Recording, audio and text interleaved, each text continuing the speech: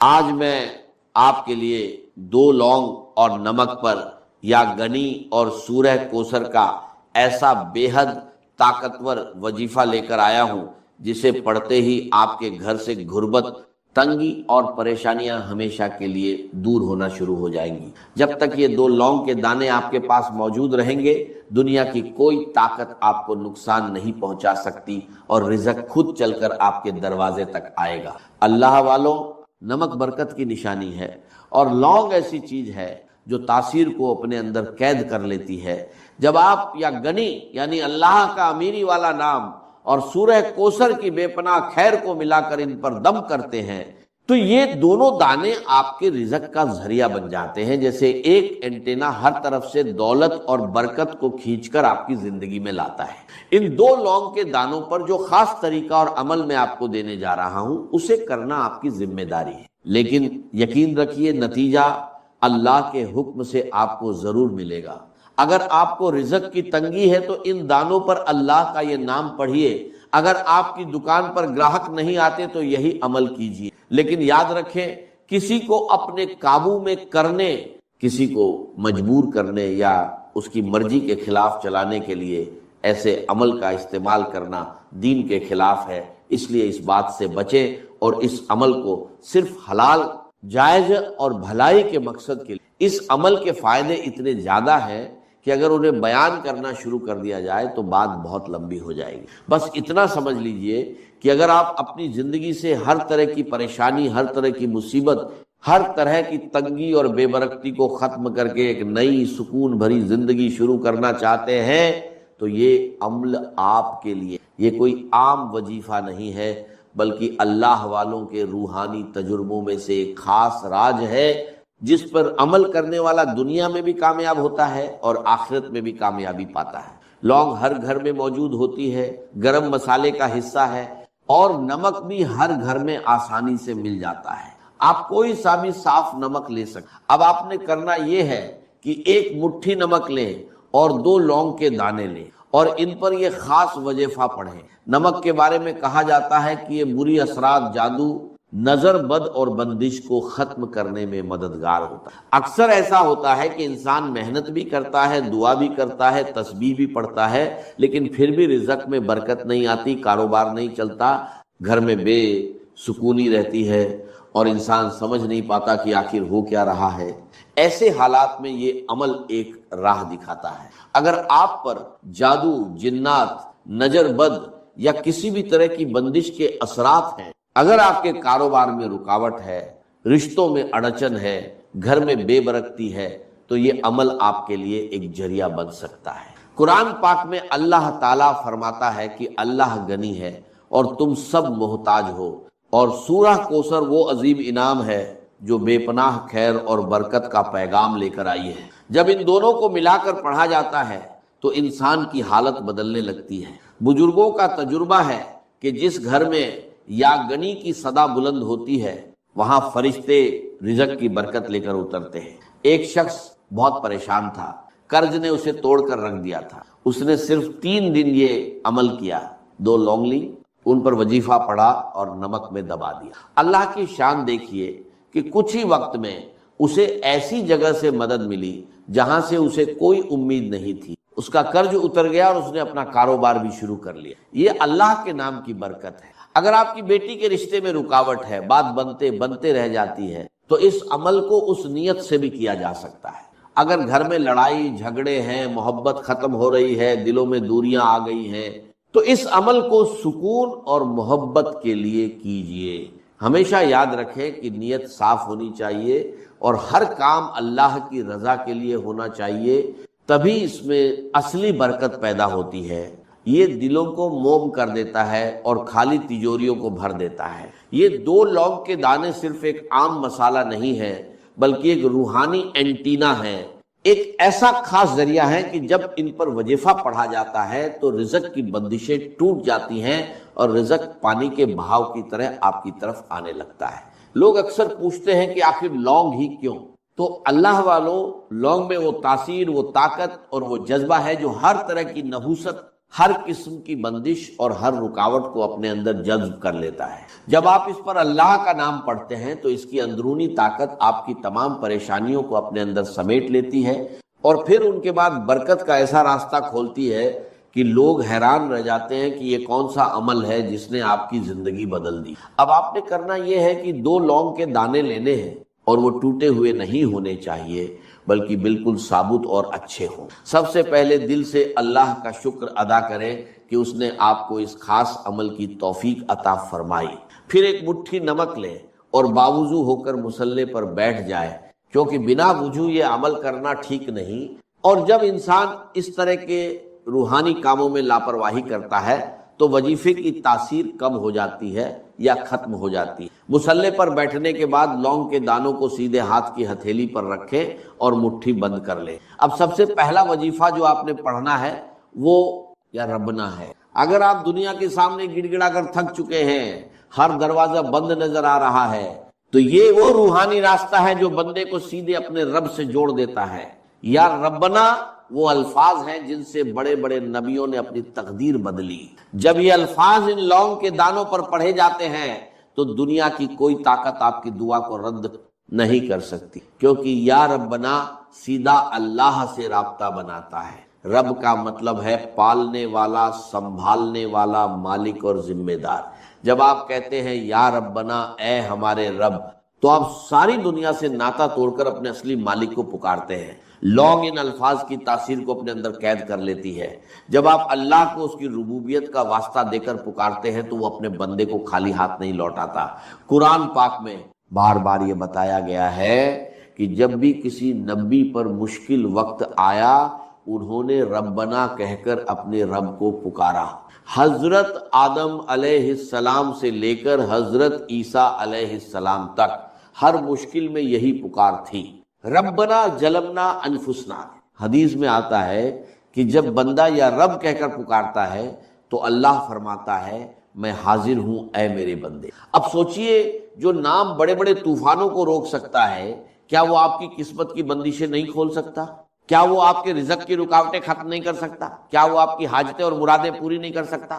اسی لیے اللہ والے جب بھی کوئی وظیفہ کرتے ہیں تو نبیوں کی طرح یا ربنا کو ضرور پکارتے ہیں، کیونکہ وہ جانتے ہیں کہ اس سے بندے کا سیدھا تعلق اللہ سے جڑ جاتا ہے۔ اس کی مثال ایسی ہے جیسے ایک چھوٹا بچہ بھیڑ میں کھو جائے، اگر وہ صرف مدد کے لیے پکارے تو شاید کوئی نہ سنے، لیکن جیسے ہی وہ اپنی ماں کو پکارتا ہے تو ماں اسے پہچان لیتی۔ یا ربنا بھی وہی پکار ہے جو عرش والے تک پہنچتی ہے، جو اپنے بندوں سے ماں سے بھی زیادہ محبت کرتا ہے، جو محتاجوں کو امیر اور فقیروں کو بادشاہ بنا دیتا ہے۔ جب آپ لونگ اور نمک پر یہ پکار کرتے ہیں تو گویا آپ اپنی تقدیر کے بند دروازوں پر دستک دیتے ہیں اور پھر مشکلات خود راستہ چھوڑ دیتے۔ یہی وہ راز ہے جو ہر کسی کو نہیں بتایا جاتا، بس اتنا کہا جاتا ہے کہ اتنا پڑھ لو اور کام ہو جائے گا، لیکن اصل اثر اس طریقے میں چھپا ہوتا ہے۔ اب آپ نے یا ربنا کو صرف 11 بار پڑھنا ہے، لیکن صرف زبان سے نہیں، دل کی گہرائیوں سے پورے یقین، محبت اور عقیدت کے ساتھ ایسے پڑھنا ہے جیسے آپ اللہ کے سامنے کھڑے ہیں اور وہ آپ کی ہر دعا قبول کر رہا ہے۔ اس کے بعد فوراً یا گنی پڑھنا ہے، اللہ کی بے نیازی، اس کی رحمت اور اس کی عظمت کو پکارنا ہے، کیونکہ جب بندہ اپنے رب کو اس کے ناموں سے پکارتا ہے تو رحمت اور برکت کے دروازے اپنے آپ کھل جاتے ہیں۔ وہ شخص بہت مشکل میں تھا، اس نے پورے یقین کے ساتھ 2 لونگ کے دانے لیے اور ساری رات ان پر یا ربا کا ورد کرتا رہا۔ پھر جو ہوا وہ حیرت انگیز تھا۔ صبح ہوتے ہی اس کے دشمن کا دل نرم ہو گیا۔ اس نے نہ صرف اسے آزاد کر دیا بلکہ معافی بھی مانگ لی۔ اس نے خود کہا کہ پتہ نہیں کیوں مگر رات کو خواب میں مجھے ایسا محسوس ہوا جیسے تجھے چھوڑنا ہی میری کامیابی ہے۔ یاد رکھیے جب انسان اپنے رب کو پکارتا ہے تو دنیا کے دلوں کے کنٹرول بدل جاتے ہیں، حالات بدل جاتے ہیں، فیصلے بدل جاتے ہیں۔ یا ربا پڑھنے والے کی دعا سیدھے قبولیت کے دروازے تک پہنچتی ہے، ڈر ختم ہو جاتا ہے اور دل کو سکون مل جاتا ہے۔ اس کے بے شمار فائدے ہیں۔ اب یا ربا کو پکارنے کے بعد جب آپ اللہ کی رضا کی طرف پوری طرح متوجہ ہو جاتے ہیں تو اب وقت آتا ہے اس خزانے کا دروازہ کھولنے کا جس کی چابی یا گنی ہے۔ جب یہ لونگ اور نمک کے ساتھ مل جاتا ہے تو واللہ آپ کے گھر میں رزق کا ایسا مقناطیس پیدا کرتا ہے جو دولت کو کھینچ کر آپ کے قدموں میں لا دیتا ہے۔ کیا آپ تیار ہیں اپنی غریبی کا ہمیشہ کے لیے خاتمہ کرنے کے لیے؟ نمک برکت کی نشانی ہے۔ نمک کو جادو، جنات، نظر بد اور حسد کے اثرات ختم کرنے کے لیے استعمال کیا جاتا ہے، اور لونگ ایک ایسی روحانی طاقت رکھتی ہے جو کامیابی کو آپ کی طرف کھینچتی۔ جب آپ ان پر یا گنی پڑھتے ہیں تو آپ اللہ کی اس صفت کو پکارتے ہیں جو کسی کی محتاج نہیں، جو بے نیاز ہے، جو دینے والا ہے۔ یہ عمل آپ کے کچن اور آپ کی تجوری دونوں کو اللہ کی طرف سے بھرپور کر دیتا ہے، اور پیسے کی کمی صرف ایک خواب بن کر رہ جاتی ہے۔ اللہ والوں، یا گنی پڑھنا آج آپ کے لیے اتنا فائدہ مند ہو سکتا ہے کہ پھر کبھی آپ کو رزق کی تنگی محسوس نہیں ہو۔ اگر آپ کاروبار کی وجہ سے پریشان ہیں، قرض میں ڈوبے ہوئے ہیں، قرض سے نجات چاہتے ہیں، آپ کی دکان پر گراہک نہیں آتے، یا آپ کے گھر کے حالات اتنے کمزور ہیں کہ ایک وقت کا کھانا کھانے کے بعد دوسرے وقت کی فکر لگ جاتی ہے، تو آج اس عمل کو ضرور کر کے دیکھیں۔ قرآن پاک میں اللہ فرماتا ہے کہ اللہ غنی ہے اور تم سب محتاج ہو، اور حدیث قدسی میں آتا ہے کہ اگر ساری مخلوق ایک جگہ جمع ہو جائے اور اللہ سے مانگنے لگے اور اللہ ہر ایک کو اس کی خواہش کے مطابق عطا کر دے، تب بھی اس کے خزانے میں اتنی کمی نہیں آتی جتنی ایک سوئی سمندر میں ڈالنے سے پانی کم ہوتا ہے۔ اب خود سوچئے، جب آپ اس گڑنی کو پکارتے ہیں تو کیا وہ آپ کا چھوٹا سا قرض، آپ کی چھوٹی سی تنگی، آپ کی تھوڑی سی غریبی دور نہیں کر سکتا؟ کیا وہ آپ کی دکان میں گراہک نہیں لا سکتا؟ کیا وہ آپ کے گھر میں خوشحالی نہیں لا سکتا؟ اس کی مثال ایسی ہے جیسے کوئی شخص قطرے پانے کے لیے ساری دنیا کے سامنے ہاتھ پھیلاتا رہے اور تھک جائے، پھر اچانک اسے سمندر کی چابی مل جائے۔ نمک دانی آپ کے گھر کے رزق کا ذریعہ ہے۔ جب آپ اس میں یا گنی کا دم کیے ہوئے لونگ ڈالتے ہیں تو وہ نمک ایک پاور بینک بن جاتا ہے۔ جتنا وہ نمک استعمال ہوتا ہے اتنی ہی برکت آپ کے گھر میں بڑھتی جاتی ہے۔ یہ ایک لامحدود روحانی طریقہ ہے، اور بڑا بدقسمت ہے وہ انسان جو اسے نظر انداز کر دے۔ اب دھیان سے سن لے کہ آپ نے یا گنی کو کتنی بار پڑھنا ہے۔ یہ عمل آپ نے اپنی زندگی میں صرف ایک بار کرنا ہے، اور جب تک یہ لونگ کے دانے آپ کے پاس موجود رہیں گے اور آپ ان کی حفاظت کریں گے، یہ آپ کو کسی بھی مقصد میں ناکام نہیں ہونا۔ لونگ کے دانوں کو سیدھے ہاتھ کی ہتھیلی میں رکھ کر مٹھی بند کریں، پھر ان پر یا گنی 313 بار پڑھ کر پھونک ماریں، اس کے بعد مٹھی دوبارہ بند کریں اور اسی طرح ایک مٹھی نمک پر بھی پھونک ماریں۔ ایک واقعہ سنیے۔ ایک شخص تھا جس کے گھر میں پھاکے تھے، غریبی کا ایسا عالم تھا کہ لوگ اس کی حالت پر ترس کھاتے تھے۔ اس نے یہی عمل کیا، لونگ اور نمک پر وظیفہ پڑھ کر انہیں ایک ڈبے میں رکھ دیا۔ پھر اللہ کی شان دیکھیے، صرف ایک ہفتے کے اندر اسے ایسی جگہ سے کاروبار کا آرڈر ملا جو برسوں سے بند تھا۔ وہ خود کہتا ہے کہ پہلے میں نمک کے لیے ترستا تھا، آج میرے گھر میں دولت کی کمی نہیں۔ یاد رکھیے، جب آپ یاگنی کو پکارتے ہیں تو اللہ آپ کو وہاں سے دیتا ہے جہاں سے آپ کا گمان بھی نہیں ہوتا۔ اگر آپ قرض سے نجات چاہتے ہیں، اگر آپ اپنے رزق کو نظر بد، حسد، جادو اور جنات سے محفوظ رکھنا چاہتے ہیں، اگر آپ چاہتے ہیں کہ دولت اور رزق خود چل کر آپ کے پاس آئے، تو اس وقت اس عمل کو ضرور کریں، کیونکہ ایسے موقع بار بار نہیں ملتے۔ اس کے بعد آپ کو ایک ایسی قرآنی سورہ پڑھنی ہے جو اس عمل کا سلطانی وظیفہ ہے، جس کے بنا یہ عمل مکمل نہیں ہے۔ پھر میں آپ کو آخر میں ایک ایسا راز بتانے والا ہوں جو محبت کے لیے دشمن کو قابو میں کرنے، دشمن کو مٹھی میں بند کرنے، کسی کو اپنے نقشے قدم پر چلانے کے لیے ہے۔ ایک طاقتور راز جو آج تک کسی نے نہیں بتایا۔ اگر آپ کسی سے محبت کرتے ہیں، کسی کو اپنے قابو میں کرنا چاہتے ہیں، چاہے وہ ساس ہو، بہو ہو، شوہر ہو، محبوب ہو، یا کوئی بھی انسان، وہ بندہ خود چل کر آپ کے قابو میں آئے گا، آپ کے قدموں میں بیٹھے گا، آپ کی بات ماننے پر مجبور ہوگا، جو آپ کہیں گے، جیسا آپ کہیں گے ویسا کرنے پر مجبور ہوگا۔ اس کے پہلے آپ نے اپنے لونگ اور نمک پر سورہ کوثر پڑھنی ہے۔ یا ربنا کے ذریعے اللہ کو پکارنے کے بعد یا گنی کے ذریعے خزانے کا دروازہ کھل گیا، مگر اب وقت ہے اس خزانے پر قیامت تک مہر لگانے کا۔ یہ سورہ کوثر ہے۔ جب آپ اسے 2 لونگ اور نمک کے ساتھ پڑھتے ہیں تو واللہ یہ آپ کے گھر میں کبھی نہ ختم ہونے والی برکت کا دریا بن جاتی ہے جسے سنبھالنا مشکل ہو جاتا ہے۔ اللہ والوں، کوثر کا مطلب ہے کبھی نہ ختم ہونے والی بہت زیادہ خیر، بھلائی، سکون اور برکت۔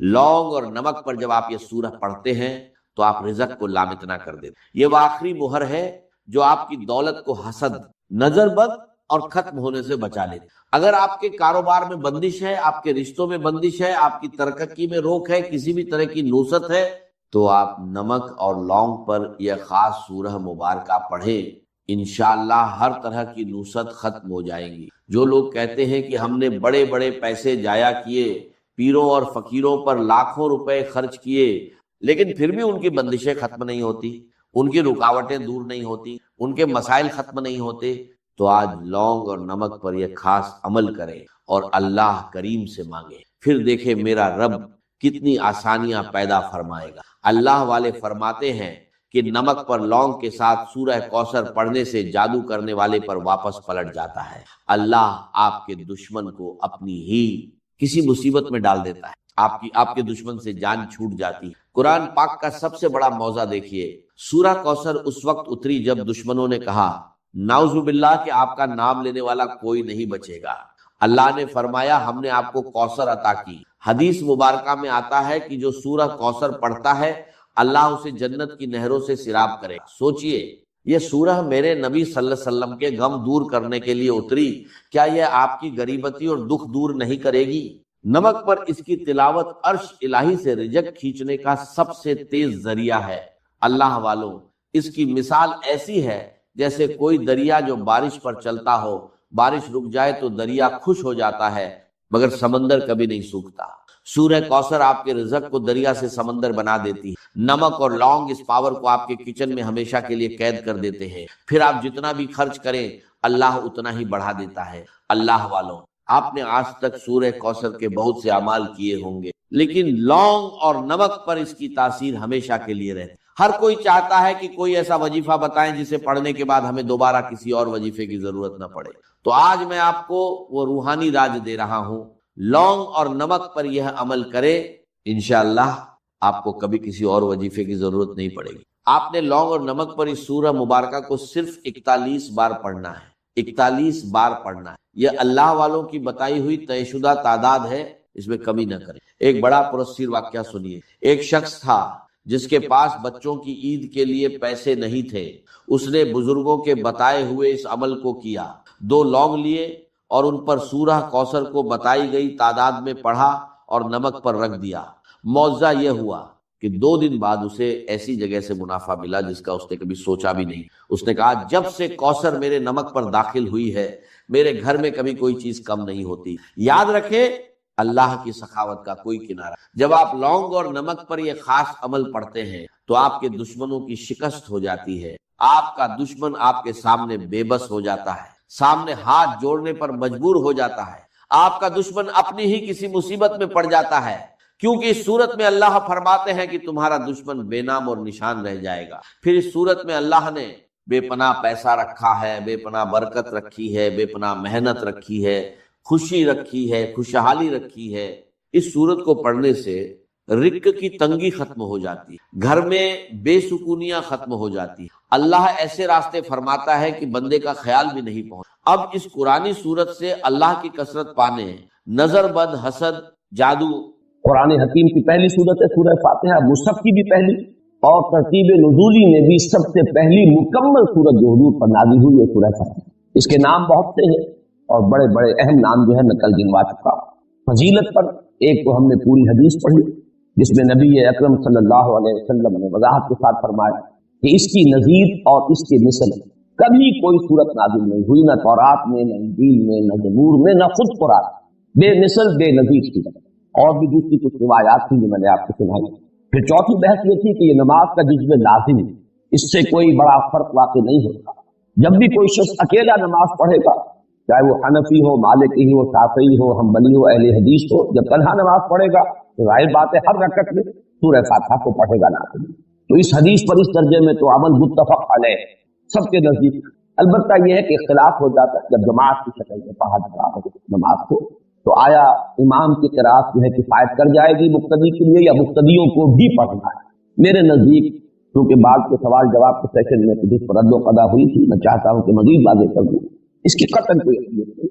और हमारे जो ये अइम्मा है गौर व फिक्र किया है, इस्तिंबात किया है, कुरान से किया है, अहादीस नबविया से किया है। फिर अहादीस में तरजीह देनी होती है, कौन सी हदीस ज्यादा कवी है, कौन सी राजे है, कौन सी मजबूत है, कौन सी ज़ईफ है और कौन सी कवीतर है वगैरह। बहरहाल ये जो तीन मसलक हैं जिनमें मोतदिल मसलक वो है जिस पर खुद मेरा अमल है, वो इमाम मालिक रहमहुल्लाह का है कि जब इमाम जहरी रकअत पढ़ रहा है और सूरह फातिहा बुलंद आवाज से पढ़ता है तो मुक्तदियों को चाहिए कि सुने खामोश, गोया कि कुरान मजीद के हुक्म पर अमल करें। पैदा कुरिअल कुरान फस्तमिऊ लहू वाजिब, जब सिर्री रकअत हो वो भी खामोशी से पढ़ रहा है तो मुक्तदियों को भी चाहिए कि वो पढ़े। ये दरमियानी बात है। एक इंतहाई मतलब जो है वो अहनाफ का है कि किसी भी हालत में मुक्तदी को सूरह फातिहा नहीं पढ़नी, और दूसरा इंतहाई मतलब सवाफे का है, हर हाल में चाहे सिर्री हो और चाहे जहरी हो उनमें हर हाल में मुक्तदी को भी पढ़ना है।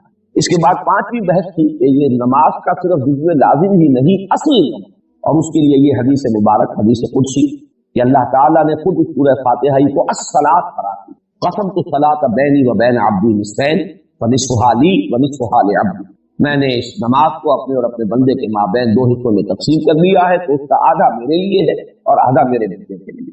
वले अब्दी मासाल, और मेरे बंदे के लिए है जो उसने मांगा, जो दरखास्त उसने की है वो मैंने मंजूर की। इसकी मजीद शरह भी है, इसकी आपको एक कॉपी आज हदीयतन मिल जाएगी और ये एक तोहफा होगा हमारी तरफ से, इसको सामने रखिए, इस हदीस को याद कीजिए। फिर इसकी जो तासीर है सूरह फातिहा की कि वाक़ई अगर कल्ब की गहराई से ये अल्फाज निकल रहे हैं और कल्ब के साथ ही नोट कीजिए शऊर की गहराई, इंसान में ये दो फैकल्टीज हैं जो टॉप पर, हेड एंड हार्ट, कल्ब और अक्ल, दिल और दिमाग, इन दोनों की हम आहंगी के साथ और दोनों की गहराइयों से जब ये इस सूरह मुबारका के अल्फाज किसी नमाजी के ज़बान से अदा हो तो तासीर का ये आलम है कि अफलाक से आता है नालों का जवाब आखिर, करते हैं खिताब आखिर, उठते हैं हिजाब आखिर।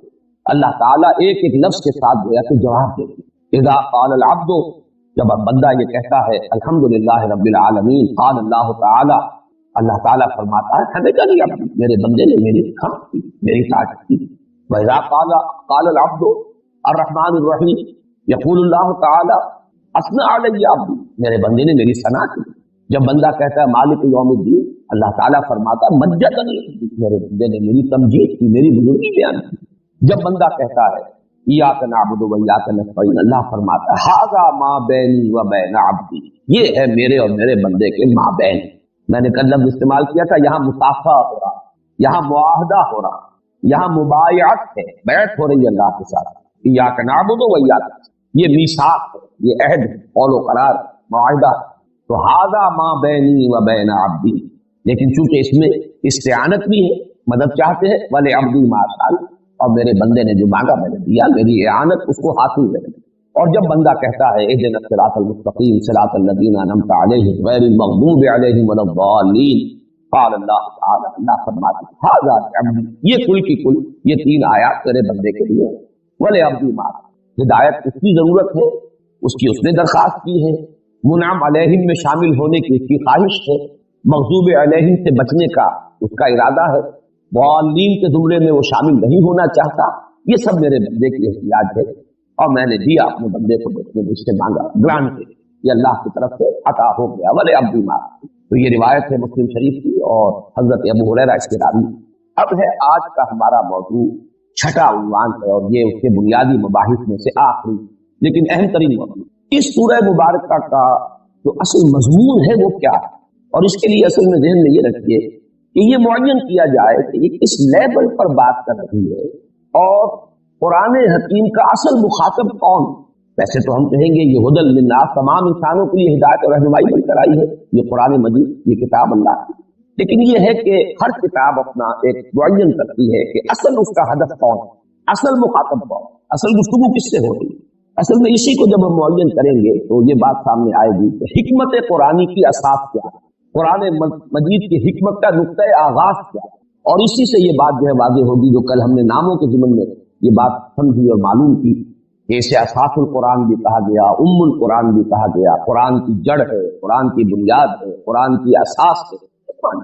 اس اعتبار سے تو اس کا تعین ہوگا اور اس بات کی نشاندہی ہوگی اس سے کہ ہم معین کریں کہ قرآن کا اصل مخاطب ہے، باقی لوگ طبعاً مخاطب ہو جائیں، اصلاً مخاطب طبعاً یہ دو الفاظ ذہن میں رکھ لیجیے۔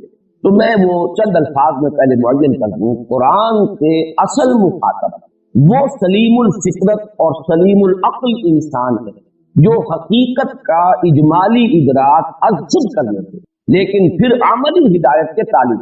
اب یہاں ہدایت کو دو حصوں میں تقسیم کر لیجیے، ایک نظری ہدایت، آپ کہہ سکتے ہیں سمجھانے کے لیے فلسفیانہ ہدایت، یہ کائنات کیا ہے، اس کی حقیقت کیا ہے، یہ خود بخود بنی ہے یا کسی نے بنائی ہے، جو کچھ ظواہر اور مظاہر ہیں بس یہی کچھ ہے، یا ان مظاہر کے پیچھے کوئی اور حقیقت کبریٰ ہے جو چھپی ہوئی ہے۔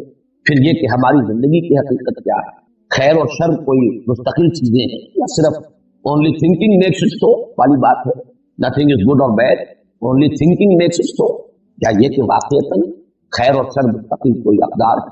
پھر اگر اقدار ہے خیر اور شر تو پھر ان کا نتیجہ کوئی نکلے گا، کہاں نکلے گا؟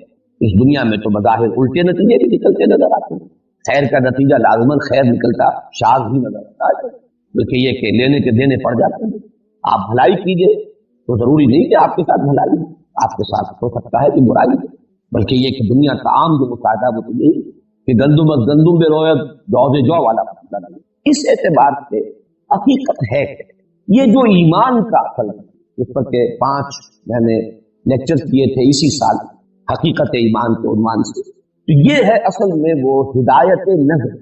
قرآن مجید کا موقف یہ ہے کہ یہ ہدایت نظری یا ہدایت فکری یا یہ علم حقیقت فطرت انسانی میں وضعیت شدہ موجود ہے، اس کے لیے انسان خارج سے کسی مدد کا محتاج نہیں۔ یہ بات ذرا نوٹ کر لیجیے، میں بہت زور دے رہا ہوں، یہ ہدایت فطرت میں ہے، وضعیت شدہ انسان کو اللہ نے دنیا میں بھیجا ہے، یہ ہدایت دے کر بھیجا، یہ اس کی فطرت میں ہے، اور اس کو صحیح معین کیجئے تو روح انسانی میں یہ جملہ حقائق موجود ہیں، یہ پوری معرفت، یہ پورا فہم، یہ پورا علم موجود ہے۔ البتہ پھر اس کی ایکسفولیشن ہوتی ہے، اور ایکسفولیشن ہوگی کہ صحیح الفطرت یا سلیم الفطرت انسان اگر ساتھ ہی صحیح العقل بھی ہو اور سلیم العقل بھی، تو جب وہ غور و فکر کے مراحل طے کرتا ہے تو ان حقائق تک خود اس کی رسائی ہو۔ یہ ہے در حقیقت وہ بات جس کو میں ذرا تھوڑا سا مزید وضاحت کے ساتھ سمجھانا چاہوں گا۔ میں نے 2 الفاظ استعمال کیے، فطرت اور عقل، اور پھر 2 ہی الفاظ مزید، صحیح الفطرت صحیح العقل، یا سلیم الفطرت سلیم العقل۔ سلیم کا لفظ بھی عربی زبان میں آتا ہے سلامتی، سالم، کوئی چیز سالم ہے، ٹوٹی نہیں ہے، اور صحیح ہے۔ سلیم اس کو بھی کہتے ہیں کہ کوئی اس پر حملہ آور نہ ہو گیا، کوئی اور اس کے اوپر غالب نہ ہو گئی، محفوظ ہو۔ تو فطرت اپنی اصلیت پر اگر محفوظ ہے، برقرار ہے، سلیم ہے، صحیح، اور عقل اگر اس پر کوئی حجابات طاری نہیں ہو گئے، اگر اس پر خواہشات شہوات کے پردے نہیں پڑ گئے، اگر اس پر عصبیت کی پٹیاں نہیں بن گئے، تو وہ عقل جو ہے وہ عقل ہے عقل سلیم اور عقل سلیم۔ ان دونوں کے امتزاج سے، اور اس کے لیے نوٹ کر لیجئے فطرت کے لیے قرآن مجید میں الفاظ آئے ہیں، سورہ روم کی آیت نمبر 30 ہے، فطرت اللہ التی فطر الناس علیہا، اس کو فطرت اللہ کہا، اللہ کے اسی پر اللہ نے انسانوں کو بنایا، اور انسانوں کو بنانے سے مراد کیا ہے؟ ارواح انسانیہ جو ہے در حقیقت وہ فطرت اللہ کو، یہ اجساد جو ہیں یہ حیوانات کے عالم میں سے ہے، اور ان کے تقاضے تو وہی ہے جو حیوانات ہیں، وہی حیوانی جبلت ہے، وہی حیوانی داعیات ہیں، وہی اینیمل انسٹنکٹس ہیں، لیکن ارواح انسانیہ جو ہے ان کا تعلق اس عالم فطری سے، عالم خاکی سے نہیں ہے، بلکہ اس عالم علوی سے، اور وہ ہے اصل میں روح، یسألونک عن الروح قل الروح من امر ربی، اور وہ ہے فطرت اللہ۔ اسی طرح حدیث میں بھی لفظ آیا ہے، حضور نے فرمایا کل مولود یولد علی الفطرہ فابواہ یحودانہ او یمجسانہ او ینصرانہ، ہر بچہ نسل انسانی کا جو پیدا ہوتا ہے وہ فطرت کا ہے۔ اب اگر یہ فطرت سالم رہے، سلیم رہے، تو وہ مسلمان ہی ہوگا، مومن ہی ہوگا، لیکن یہ اس کے والدین ہیں جو اسے یہودی یا مجوسی یا نصرانی بنا دیتے ہیں، یعنی یہ اضافی اثرات ہیں، یہ پردے پڑتے ہیں ماحول کے، تعلیم کے، اس کی وجہ سے کوئی شخص یہودی بن گیا، کوئی ہندو بن گیا، کوئی مجوسی بن گیا، کوئی نصرانی بن گیا، لیکن پیدائشی طور پر ہر بچہ فطرت اسلام، فطرت سلیم لے کر۔ اسی کے لیے قرآن مجید میں لفظ قلب الا من اتى الله بقلب سلیم، اللہ کی طرف بڑھتا ہے، متوجہ ہوتا ہے قلب سلیم، اور سورہ صافات کی آیت نمبر 84 میں فرمایا حضرت ابراہیم کے بارے میں، اذ جاء ربہ بقلب سلیم، وہ قلب سلیم کے ساتھ اپنے رب کی طرف پہنچے۔ یہ میں نے قرآن مجید سے 3 شواہد، ایک تو یہ کہ فطرت اللہ، قلب سلیم، اور حدیث سے کل مولود یولد علی الفطرہ، یہ ہے در حقیقت فطرت صحیح، فطرت سلیم۔ عقل جو ہے اللہ تعالیٰ نے بہت بڑی شے انسان کو دی، اس میں کوئی شک نہیں۔ اس عقل کے بارے میں اگرچہ ہمارے ہاں بہت سی جو ہے صوفی مزاج بزرگ جو ہے اس کی نفی کرنے پر جب آتے ہیں تو انتہا پسندی کا شکار ہو جاتے ہیں، ہر طرف جو ہے آپ کو نظر آئے گا ایکسٹریمزم، لیکن بڑی اس کے اندر جو معتدل اور درمیانی بات ہے وہ یہ ہے کہ عقل بہت بڑی ہے، لیکن محض عقل جو ہے انسان کو کفایت نہیں کرتی۔ کہاں کفایت نہیں کرتی وہ میں بعد میں بیان کروں گا، لیکن یہ کہ اس کو یہ نہیں سمجھنا چاہیے کہ یہ انسان کی رہنمائی کرتی ہی نہیں، یقیناً انسان کی رہنمائی کرتی ہے، لیکن اس کی کچھ لمیٹیشن ہے، اس کی کچھ حدود، ان حدود سے آگے وہ نہیں بڑھتا۔ لیکن وہ جو لمٹس ہے وہ خود بہت عظیم ہے، ان کی حد تک بھی عقل جو ہے انسان کی، جیسے کہ وہ اقبال کا مصرع مجھے یاد آیا، غالب کے بارے میں کہا ہے کہ فکر انسان پر تیری ہستی سے یہ روشن ہوا ہے پرے مرغ تخیل کی رسائی کا، تو عقل انسانی کی رسائی بہت، بشرطے کہ اس پر خواہشات، شہوات، جذبات اور تعصبات کے پردے نہ پڑے۔ تعصب ہے، ضد ہے، ہٹ درمی ہے، کسی کی بات کسی صورت ماننی ہی نہیں ہے، ہر صورت میں اس کی تو مخالفت کرنی ہی ہے، عناد ہے، دشمنی ہے، شقاق اسے کہا جاتا ہے، انما ہم فی شقاق ضدم ضدہ، دوسری بات ہے تو اس کی فیکلٹی جو ہے ریزننگ کی وہ کلاؤڈ ہو جائے گی، اس کے اوپر غبار آ جائے گی، وہ صحیح رخ پر رہنمائی نہیں کرے گی۔ لیکن اگر شہوات و جذبات و خواہشات و تعصبات سے آزاد تو عقل انسان کو بہت دور تک۔ اب آپ نوٹ کیجیے کہ فطرت سلیم کے یا فطرت سلیمہ کے مظاہر کیا، یہ میں چاہتا ہوں کہ یہ بات ذرا خاصی تفصیل کے ساتھ اگر اس پر پوچھ لیے کہ ہمارے درس قرآن میں پھر یہ نظام بار بار آئیں گے، صرف حوالہ کافی ہوگا انشاءاللہ۔ اس کے 2 مظہر، فطرت اگر سلامتی پر، صحت پر برقرار ہے، یا اگر کہا جائے اگر وہ پرورٹ نہیں ہے، اس کے اندر فساد پیدا نہیں ہوا ہے، صحیح ہے، سلیم، تو 2 چیزیں ہوں گی موجود، ایک ہے جذبہ شکر اور جذبہ رحم۔ یہ در حقیقت ایک ہی کیفیت کے 2 رخ۔ شکر کیا ہے کہ اگر آپ کے ساتھ کوئی بھلائی کرے، آپ کی کوئی ضرورت پوری کرے، آپ کی تکلیف میں آپ کی کوئی مدد کرے، تو ایک خاص رد عمل طبیعت کے اندر ابھرنا چاہیے جسے ہم تشکر کرتے ہیں، احسان بندی کے جذبات قلب میں ابھرنا۔ اگر نہیں ابھرتے، بے حس ہو گیا ہے، منعم اور محسن کے لیے یہ جذبات تشکر اس کی فطرت سے، اس کے قلب کی گہرائیوں سے یہ چشمہ نہیں ابلتا تو معلومات ہوتا خود فطرت پرورٹ۔ اسی کا دوسرا روپ ہے رحم، دوسرے کو تکلیف میں دے، دوسرے کو احتیاط کی کیفیت میں۔ شکر ہوتا ہے جب آپ کی تکلیف میں کسی نے آپ کی مدد کی، آپ کی کوئی احتیاط کسی نے پوری کی، آپ کو کوئی انعام دیا، آپ پر کوئی احسان فرمایا، تو اس کے جذبے، اس کے بدلے میں، اس کے جواب میں شکر کرنا۔ لیکن آپ نے کسی کو دیکھا تکلیف، احتیاط، مصیبت میں، اور آپ اگر اس کی صلاحیت رکھتے ہو، وسعت رکھتے ہو کہ اس کی مدد کر سکے، تو اب آپ اس کی طرف متوجہ تھے مدد کرنے کے لیے، جذبہ آپ کے لیے یہ رحم۔ یہ 2 جذبات در حقیقت ایک ہی تصویر کے 2 رخ ہیں، اور یہ فطرت کی صحت و سلامتی کی شرط اول۔ یہ ہے تو فطرت صحیح ہے، اور اگر یہ نہیں ہے تو فطرت مر چکی، فطرت پرورٹ، اس میں فساد۔ دوسری شے لازمی ہے اخلاقی حس، نیکی اور بدی کا امتیاز اور شعور، یہ نیکی ہے، یہ بدی، یہ خیر ہے، یہ شر۔ یہ بھی قرآن کہتا ہے کہ نفس انسانی میں ودیت شدہ کی، فَأَلْهَمَهَا فُجُورَهَا وَتَقْوَاهَا۔ انسان محتاج نہیں کہ اسے بتایا جائے کہ سچ بولنا اچھا ہے، جھوٹ بولنا برا۔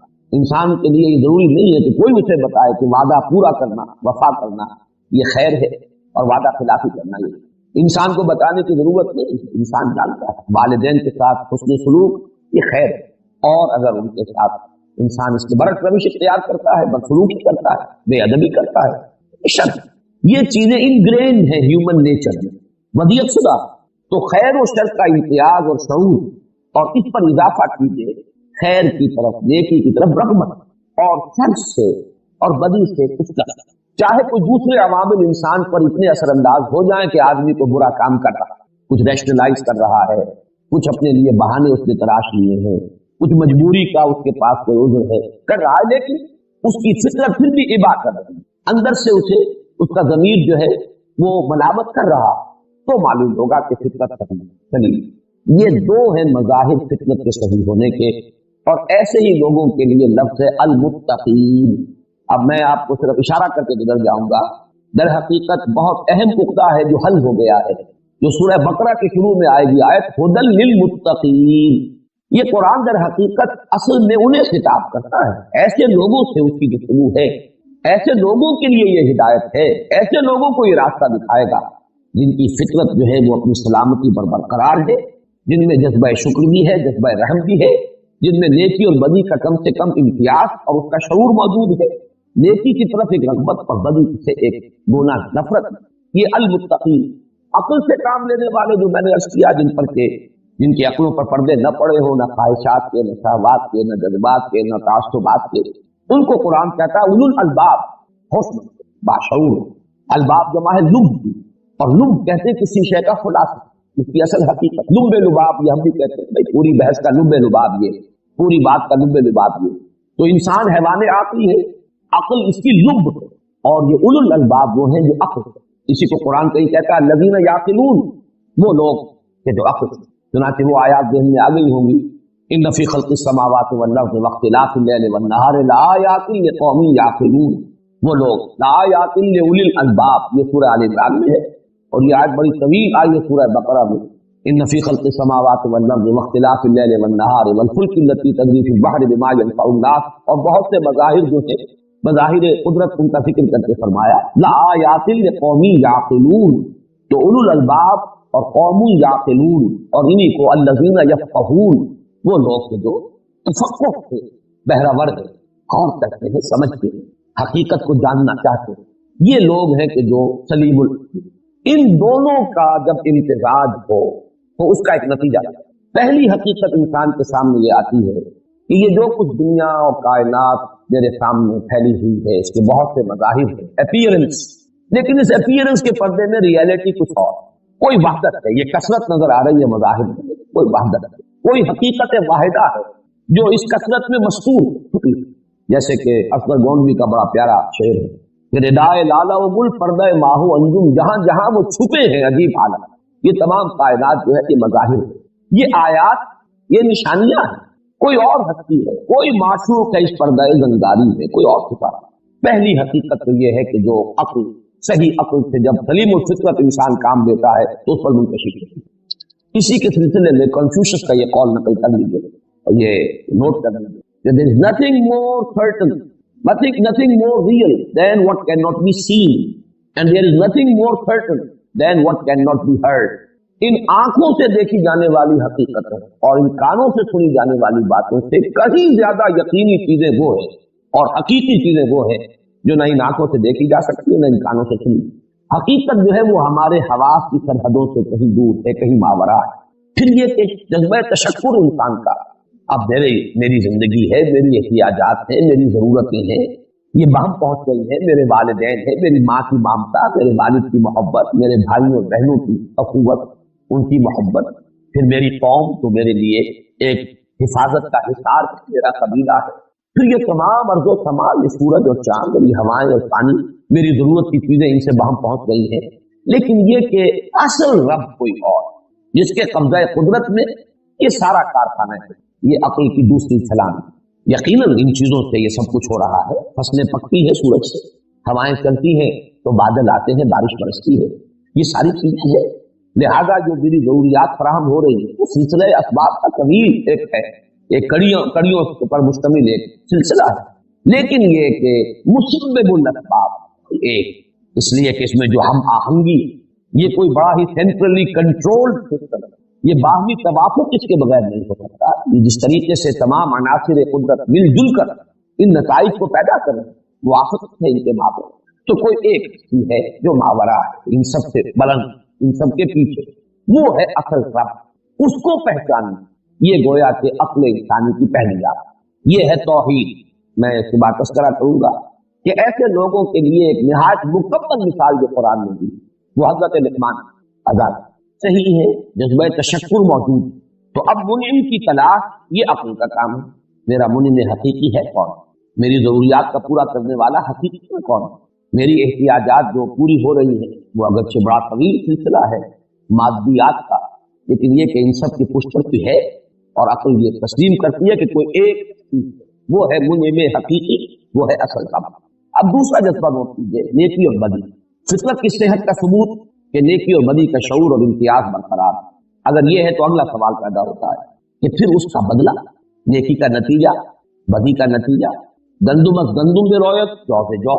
عقل یہ چاہتی ہے کہ نیکی کا بدلہ اچھا ہو، بدی کا برا ہو، نیکی پر اجر ملے، بدی پر سزا ملے۔ مشاہدہ یہ ہے کہ یہاں الٹی گنگا بہ رہی ہے، دنیا میں تو اس کے برعکس ہے۔ ایک اصول آدمی اپنا طے کر لے، زندگی عجیرن ہو جائے گی۔ اس اصول کو اگر آپ نہیں توڑیں گے تو ہر قدم پر مشکل ہے، اور کوئی سکولز نہ ہو، کوئی اصول نہ ہو تو آپ کے لیے ہر راستہ کھلا، بائی ہک اور بائی کروک، ادھر سے ادھر سے ادھر سے چاہیے نکل جائے۔ سیدھی انگلیوں نکل رہا ہے بھی تو نکال لیجیے، ورنہ ٹیڑھی انگلیاں کریں۔ معلوم یہ ہوا کہ اگر نیکی نیکی ہے اور وہ حقیقتاً نیکی ہے، واقعتاً کوئی ایک قدر ہے، وہ صرف ہمارا خراب نہیں ہے، ہمارا سوچنا ہی نہیں ہے بلکہ واقعہ، اور اگر بدی بدی ہے اور واقعتاً ہے اور حقیقتاً ہے، اور عقل یہ چاہتی ہے کہ نیکی کا بدلہ بھلا، اجر ثواب، اور بدی کا بدلہ برا، سزا، عذاب، لیکن دنیا میں مشاہدہ اس کے برعکس ہو رہا، یا یہ کہ کم سے کم وہ جو صحیح نتیجہ نکلنا چاہیے وہ نہیں نکل رہا۔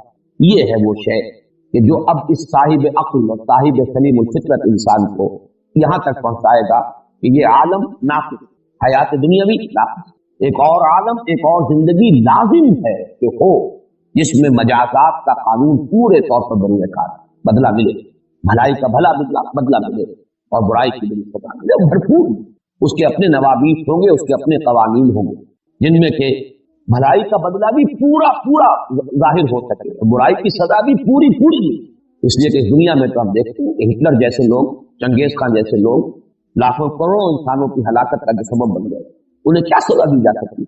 وہ تو ہٹلر نے ایک اپنی انگلی کی ذرا سی حرکت سے ٹریگر دبایا، ختم ہو گیا، سزا کیا ملی؟ اس کا تو اگر اسکیلپل لے کر اور فورسس لے کر ایک ایک ریشہ علیحدہ کیا جاتا اس کے وجود کا، تب بھی اس کے جرائم کی سزا تو اسے نہ ملتی۔ تو کوئی اور عالم ہونا چاہیے کہ جس میں بھرپور سمجھ، اور جیسے کہ میں اب تعرف الاشیاء باسبابها کے حوالے سے کر رہا ہوں، حضور صلی اللہ علیہ وسلم سے جو خیر دنیا میں پھیلا اور پھیل رہا ہے اور تا قیامت پھیلے گا، اس کا بدلہ آپ کو کیسے دیا جا سکتا؟ کوئی عالم ایسا ہو جس کی اپنی ڈائمینشن علیحدہ ہی ہو، جو غیر محدود ابدی، وہی وہ بدلہ جو ہے ظاہر ہو سکتا ہے۔ اس سے یہ دوسری حقیقت جو ہے، ایک دوسرا عالم، ایک دوسری زندگی، قانون مجازات جس کے اندر پورا